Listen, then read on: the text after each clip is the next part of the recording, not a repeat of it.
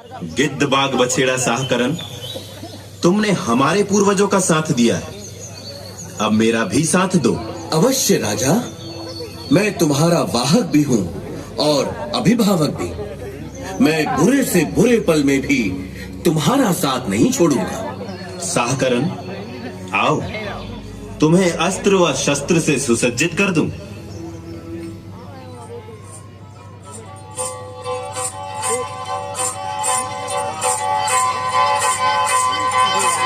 राजा हीरा खाने हीरागढ़ से होता है तैयारी।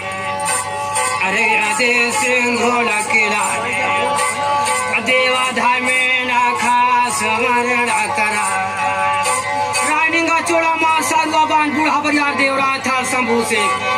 छत्रपति मुंढा का राजा देवी देवता की स्मरण करी से राजा हीरा साय। अरे अरे भागण गए सिंघोड़ा